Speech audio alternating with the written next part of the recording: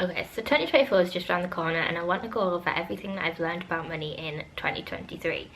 I want to do this because it was a year and I feel like there's just so much that I've understood about myself and money, and how I will go into 2024 with different attitude towards things, with totally different perspective because of what I've learned in 2023, despite it being just a normal year of income coming in and money going out. I've changed so much about myself with money, so I just thought it would be interesting to share. I'm obviously not a financial advisor, I have no qualifications in finance whatsoever. This is more just my personal experience with it, because I feel like although there's quite a lot around personal finance on YouTube, not many people actually share their own situation. It's more on like your personal finance, here's like my advice to you and stuff.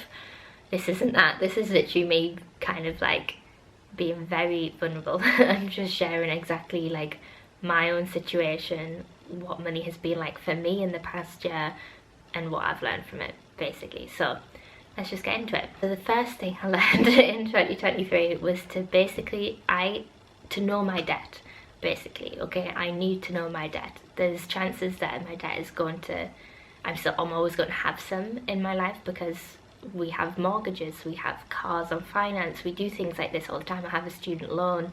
Like, debt is just part of my life, but I didn't know it. Like, I didn't know it well enough. I didn't know what the interest rate was on my credit cards and how it differed.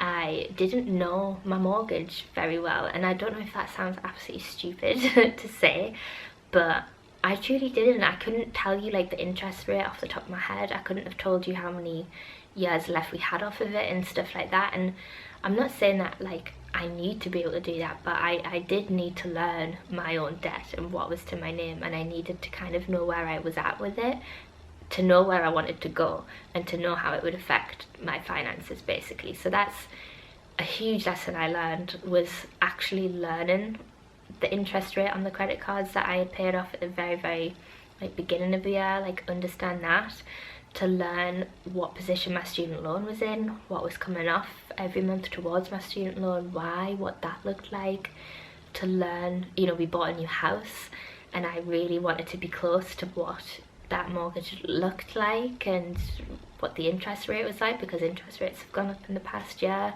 I got a car on finance, which is maybe going to be, and I'll document all of this and stuff, but I think that will be my next thing to work on paying off, because interest rates there have been high.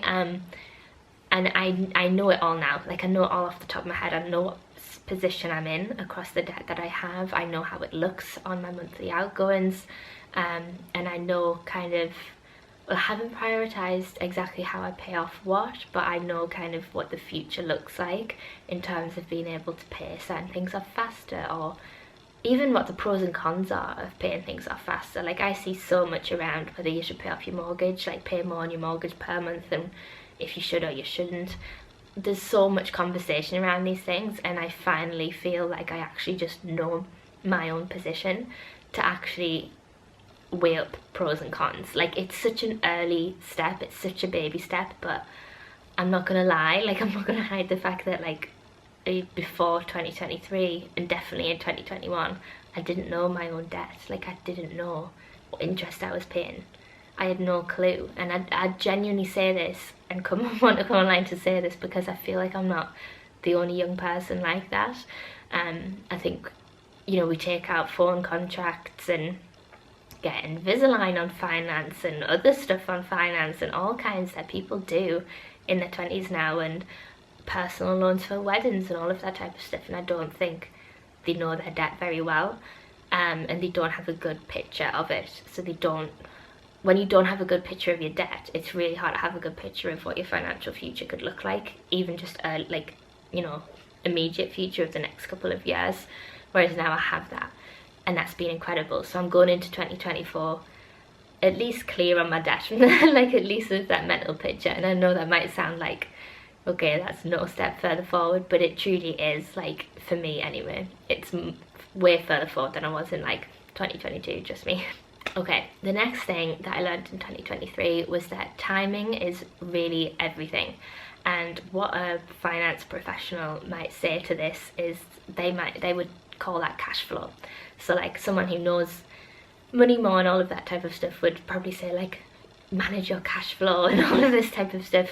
For me, in my own kind of understanding of things without much experience with money or anything like that, for me it's been realising that it's timing, and that is essentially cash flow. It's making sure that there's enough in for what's going to come out on a month by month basis, and then thinking beyond that and stuff.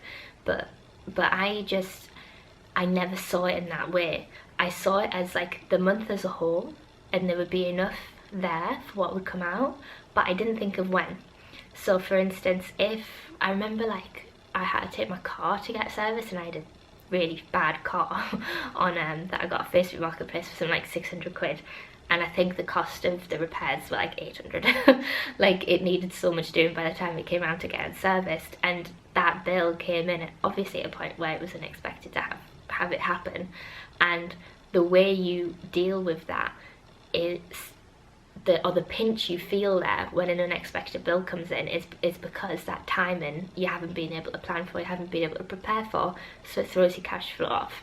It takes away more than what you have in for what's about to come out. And that's the money management that's kind of just like the everyday living money management and stuff. It's making sure you don't overspend on your food shops for what you can manage. You know, it's when our heating bills and electric bills shot up, it's because the panic there is that it's too much for what's coming in. Like we don't have that for what's going out, you know. So it's being able to manage the timings of things. And a really interesting thing that I wanted to share on this is, and I think other families might be in this similar situation, is that me and my partner are actually paid at different times. So, and you know, I think if you have that living as well, like a lot of people, you know, if you're on a full-time income and all of that type of stuff, you're probably paid on the 25th of each month. We've gone from me being paid variably because I used to be freelance, which was very hard to manage, and I might go freelance again in the future one time, but for now, no. It's just too felt very unstable. So we managed that with his monthly payment, and now I'm on like my monthly income from work, but it's a different time to his. So it's just something to think about and something to factor in. We used to not consider it at all, and so our bills were just set up at the wrong dates, and that's such an easy move to make and such an easy change to make, but it massively changed the picture of our month. One of us wasn't going completely without anything, or like, you know, it didn't just take us all the way down until something came in. We just moved the dates at a time that worked for both of us. Things like that around timing that I've learned, and essentially it is managing your cash flow. But I think if you think of it in terms of just timings with money, it massively changed how I interact with money, how I interact with shopping and stuff like that as well. Another point on timing is spending and how I've changed the way in which I shop because of me understanding that more can happen in the month than you've planned for. And I could probably do a whole other video on how I deal with unexpected bills, because I feel like I get one every single month, and it's a bit exhausting, but it happens. And so like a year ago, early in 2023, I used to give myself my pocket money on my Monzo account from my Barclays current account, and I literally would spend it by the end of like the first week, and it was because I always had a lot that I wanted or needed to spend on, but really it didn't. And now that money will take me to the end of the month, and it's because I know that you just can't plan for some things that end up happening, and it's better to have that money last you the month. It sounds so daft, but truly, like I would be that payday treat type of person, and my pocket money would just go. So yeah, timing matters so much. Making sure that your money can see you through the month. If you do that every month, you're in a much better financial position than I was at the beginning of 2023 at least. The next thing I've learned is so around like ego and money, which I just think is so interesting. Like I could talk about this so much because I've learned a lot about kind of how people want to portray their status and all of that type of stuff by buying things essentially, and by documenting that on socials and all of that great stuff. And for me, I've really learned in 2023, probably more towards the end of it if I'm honest, how to just block out all of that noise.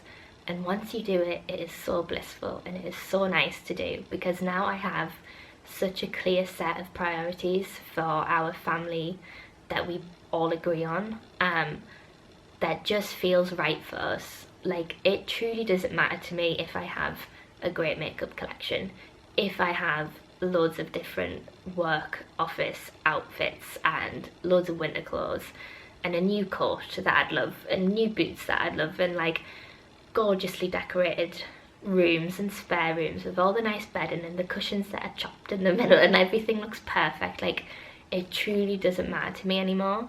And I think I literally used to cripple myself with trying to keep up with stuff that I would see, and I was just spending, like, if you guys knew how many Amazon Prime deliveries used to come to the house, it was insane. I was living way beyond my means to try and keep up with something that just shouldn't have even been a priority for us, because it made no positive impact. Like, it truly made no positive impact. Like, don't get me wrong, it is lovely to love your space. It is lovely to feel confident in what you wear.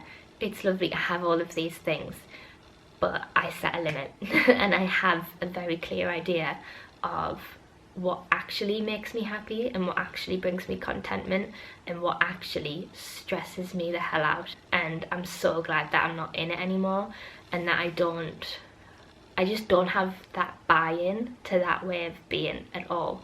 And it's so much nicer. Like, I want to keep building savings and seeing that healthy amount of savings there to know that our family's alright if something terrible were to happen, or if there was an emergency with money. That's more important to me. Like, that's so huge. The fact that, like, maybe, hopefully in the next couple of years, you know, my daughter's 2.5, I don't think, touch all wood, that she will ever have to feel financial stress.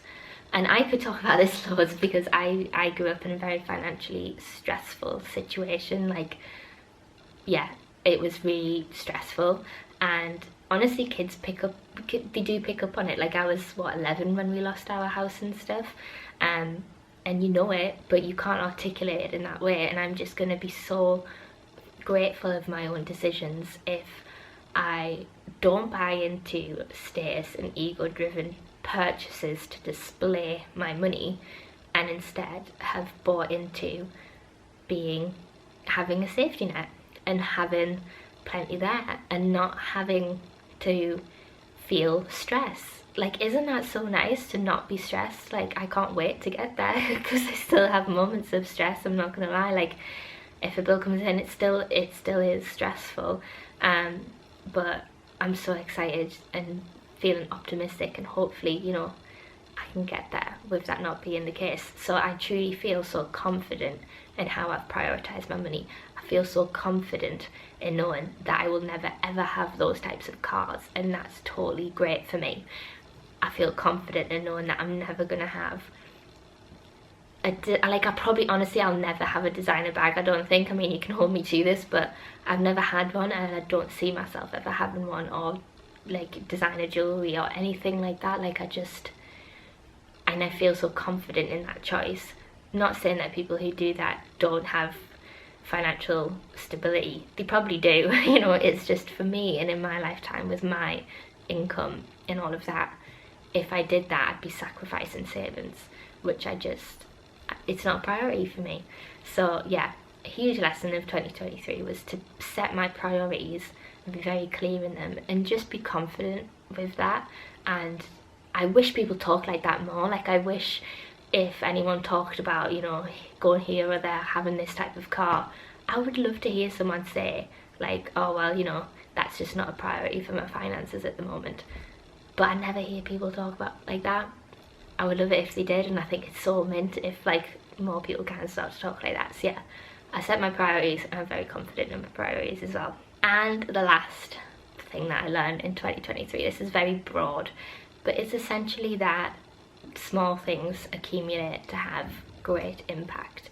And that can just be across everything. And this is why I want to speak to money in this sort of sense and kind of really share very openly my own behaviour with money and my own thinking around money, because what I've learned is that dealing with money isn't, you know, I used to think like, oh, I was never taught about money and I was never told to do these things and these actions. And I still think that, I still think we should be taught more about money and stuff. But if anything, it's more on you to learn about how your attitude with money has an effect on your financial situation. And what I learned is that small changes in my behaviour ended up giving me a much different picture at the end of the year. And it was understanding where my overspending would come from, and it was understanding where a feeling of scarcity and panic would come from, and where would like the comfortability around spending on a credit card come from, and all of this type of stuff. Like I really had to like understand a lot around my relationship with money, what was driving certain things that I was buying, what was driving certain values I was having with it, and like how I can make a change there. And I'm not just saying this, it happened with the smallest actions changing to have a huge accumulative impact later at the end of the year. Like realising that I was using money and buying things as a way to pick me out of a bad mood, which I don't think is that bad or uncommon, but like I needed to stop with overspending on certain things. Like I was literally living a lifestyle that I just couldn't maintain or afford, and it wasn't even extravagant or anything like that, but it was still too much, because the cost of everything is just so high, you know. And it was learning about myself in that way and being like, okay, so why are you doing that though? Like what are you getting from this? Because you end up doing that, getting like a hit of dopamine probably, and then feeling stressed and putting yourself in that cycle. And it was just those small habits that I really learned to change. It was just learning that about myself, and that these really small things that I would do and how I would think one day, and you know, all of that could have such a big impact when you regularly overspend compared to when you regularly manage your savings. You end up with a completely different financial landscape to when you started the year. Like it's actually mad. But yeah, those are the 4 things I learned in 2023 about money, about myself with money, and all of that good stuff. If you have any that you'd like to share as well, please comment below. If any of these resonated with you, or if you feel like you're kind of the same too, that would be lovely to hear. But yeah, please also comment below if you enjoy, and I'm excited to document everything as I go through 2024 as well.